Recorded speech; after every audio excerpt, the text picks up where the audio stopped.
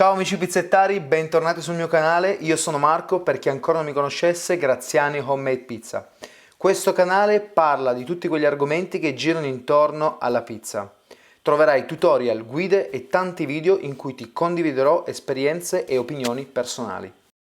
Come ti avevo preannunciato mercoledì, oggi faremo un bel impasto per pizza in teglia.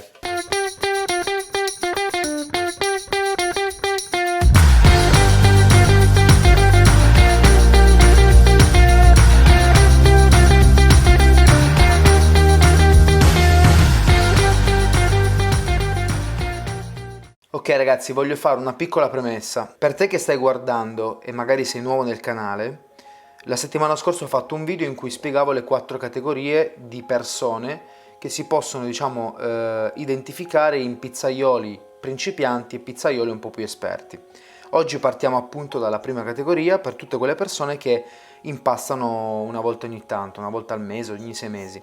Quindi oggi vi farò vedere appunto un tutorial semplice per rifare questa pizza a casa. Teglia, normalmente le teglie di casa sono 30x40. Durante il video vi mostrerò i singoli ingredienti, quindi la ricetta. Alla fine del video, mi raccomando, seguitelo fino alla fine perché vi darò un consiglio su come capire che farina utilizzare. Quindi io direi di passare subito alla pratica. Andiamo!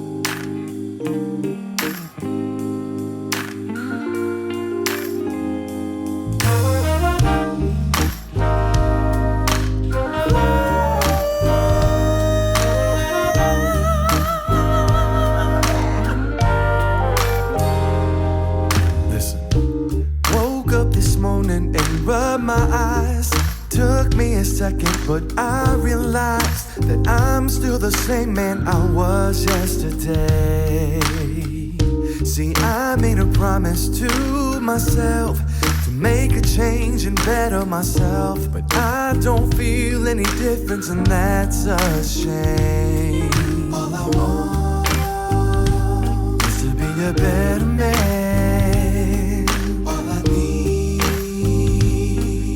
The slate again, but I know the change,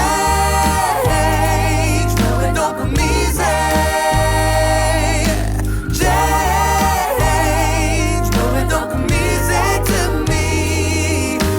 Change, change, all I want is change, no, it don't come easy to me.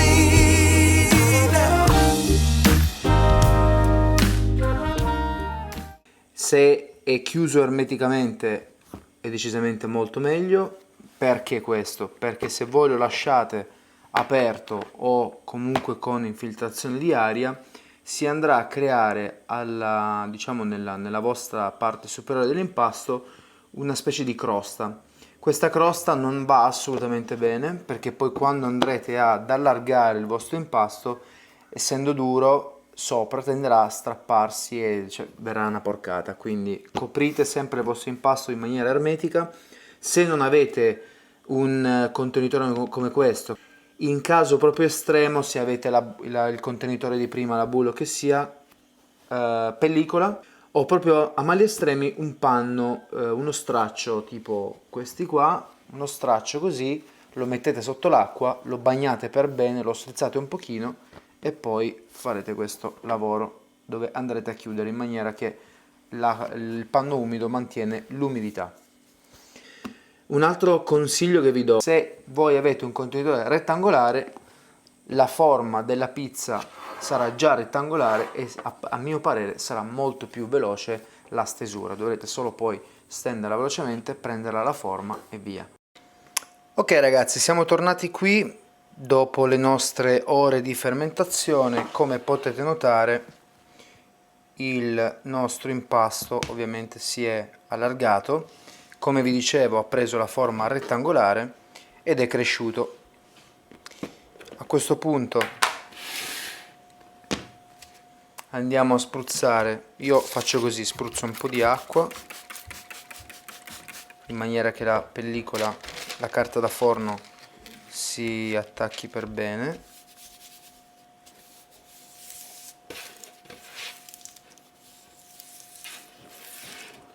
Ok, abbiamo creato il nostro rettangolo con la farina, quindi io ho messo la farina in mezzo, ho fatto questo lavoro qua per avere la farina uniforme dappertutto. Facciamo questo lavoro qua, andiamo delicatamente a farla staccare, poi la prendo, la capovolgo, ok, all'interno. Perfetto. A questo punto mi aiuto con dell'altra semola, deve essere bella immersa nella semola. Nel caso della focaccia della pizza pizza in teglia, partiamo dai lati per poi andare al centro, quindi partiamo dai lati, facciamo questo lavoro così per poi andare al centro, dai lati per poi andare al centro, poi facciamo questo lavoro così, la scrolliamo un po' e la andiamo a posizionare all'interno, ok, e ci aiutiamo così.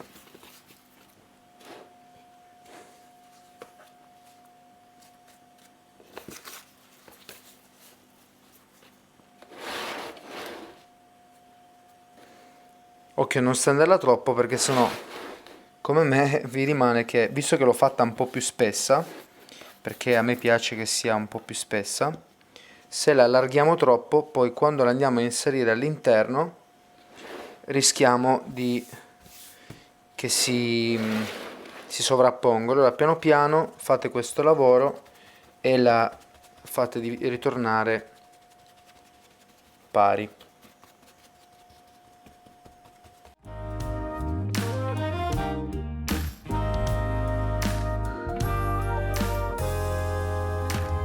See, I've got all my family and friends. You all know how it is. They got your back and they just a phone call away. But this is something I've gotta do for myself. I'm thankful, but I can't take that help. Gotta do this my way, my way, my way. Ok ragazzi, la pizza è cotta, l'abbiamo fatta raffreddare un po' e adesso vi spiego due cose. Ho avuto un problema con il mio forno perché è un forno di quelli proprio economici ed è quello che ho là sopra.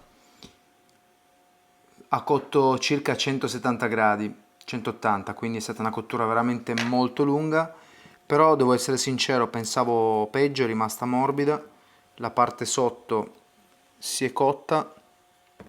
Adesso proviamo a tagliare, vediamo un po' il risultato. Avendo avuto una cottura molto lunga, più di 40 minuti, bene o male si è cotta bene all'interno.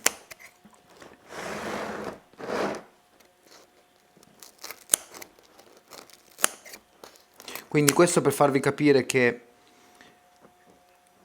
fare un impasto fatto bene è importante, ma la cottura è una delle fasi, diciamo, principali perché definiamo tutto il risultato.